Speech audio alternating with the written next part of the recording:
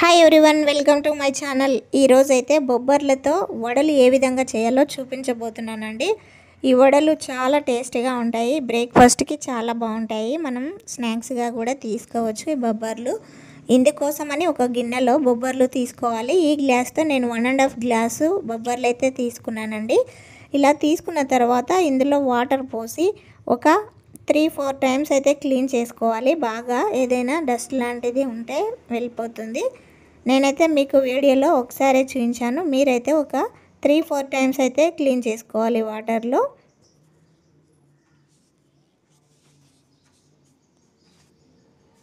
ఈ ప్రాసెస్ మొత్తం ముందు రోజు అంటే నైట్ టైం చేసుకోవాలి. నైట్ అవర్ మొత్తం నానబెట్టాలి కాబట్టి నైట్ ఇలా క్లీన్ చేసుకొని వాటర్ పోసుకొని మూత పెట్టేసి నైట్ మొత్తం ఇలాగే వదిలేయాలి. నైట్ మొత్తం నానుతున్నాయి. నెక్స్ట్ డే చూసారు కదా, ఈ విధంగా నానిపోతాయి, ఉబ్బిపోతాయండి. మనం కొన్నే పోసాం కదా, ఇప్పుడు గిన్నె నిండా అయిపోయి ఇలా నానితే ఇలా అవుతాయి. ఇప్పుడు మరొకసారి ఒక 3 టైమ్స్ అయినా క్లీన్ చేసుకోవాలి వాటర్ పోసి.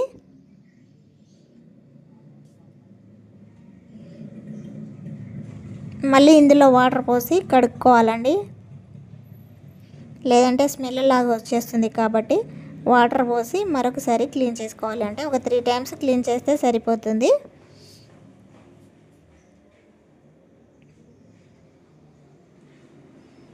నైట్ మొత్తం నానబెడితే చాలా పర్ఫెక్ట్గా వస్తాయి వడలు. ఇలా క్లీన్ చేసిన తర్వాత ఒక మిక్సీ జార్ తీసుకొని అందులో బొబ్బర్లు వేసుకోవాలి, నానబెట్టిన బొబ్బర్లు.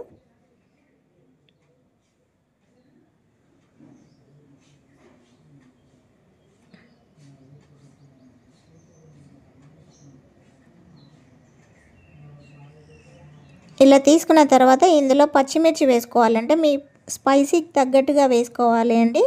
అదేవిధంగా ఒక చిన్న అల్లం ముక్క వేసుకోవాలి. సాల్ట్ టేస్ట్కి సరిపడా సాల్ట్ వేసుకొని దీన్ని పేస్ట్ లాగా మిక్సీ పట్టుకోవాలి. మరీ మెత్తగా కాకుండా మరీ బరకగా కాకుండా మీడియంగా ఇలా చూసారు కదా వీడియోలో చూపిస్తున్న విధంగా ఇలా మిక్సీ అయితే పట్టుకోవాలి. పిండిని ఇలా మిక్సీ పట్టిన పిండిని ఒక గిన్నెలోకి తీసి పక్కకు పెట్టుకోవాలి. చూసారు కదా, పిండి మొత్తం ఈ విధంగానే పట్టుకోవాలండి, మిక్సీ పట్టాలి. ఇలా ఉంటే సరిపోతుంది పిండి.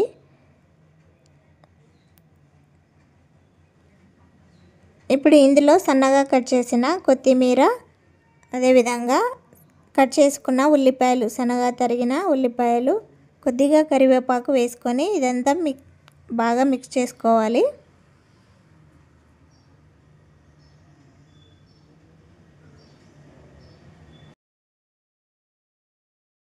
పిండి మొత్తం ఇలా బాగా మిక్స్ చేసుకోవాలి. ఇలా మిక్స్ చేసుకొని దీన్ని అయితే పక్కకు పెట్టుకోవాలి.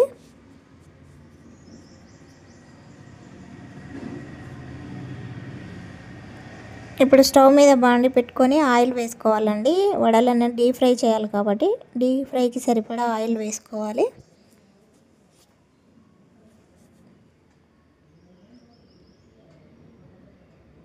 ఇలా ఆయిల్ వేసుకున్న తర్వాత ఆయిల్ కాగిన తర్వాత ఇప్పుడు ఒక గిన్నెలో వాటర్ తీసుకోవాలి. ఇలా చేతికి వాటర్ అద్దుకుంటూ వడలాగా ప్రిపేర్ చేసుకోవాలి. కొద్దిగా పిండి తీసుకొని ఇలా బాల్ లాగా ప్రిపేర్ చేయాలి. ముందుగా ఇలా బాల్ లాగా చేసిన తర్వాత కొద్దిగా ఇలా వెడల్పుగా అనాలి. వెడల్పుగా అన్న తర్వాత మధ్యలో చిన్న హోల్ పెట్టుకొని కాగిన ఆయిల్లో వేసుకోవాలండి. మరొకసారి అంటే ప్రతిసారి వడ వేస్తున్న ప్రతిసారి చేతి వాటర్లో అద్దుకొని ఇలా వడలాగా ప్రిపేర్ చేసుకొని ఆయిల్లో వేసుకోవాలి. అన్నీ ఈ విధంగానే వేసుకోవాలి.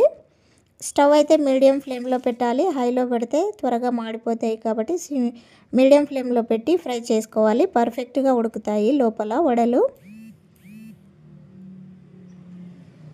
ఇలా అన్నీ వేసుకున్న తర్వాత ఒకవైపు కాలిన తర్వాత మరోవైపు తిప్పుకోవాలి. ఈ వడలు మంచి కలర్ రావాలండి.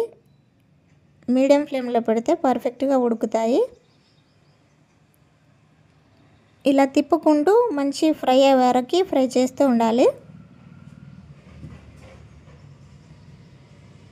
చూసారు కదా, మంచి కలర్ వచ్చాయి.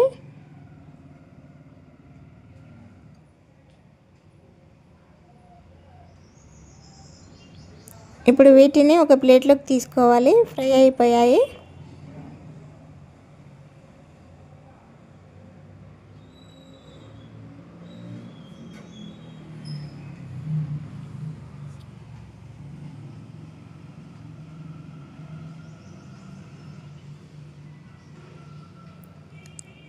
అన్నీ తీసుకొని ప్లేట్లో అయితే వేసుకోవాలి.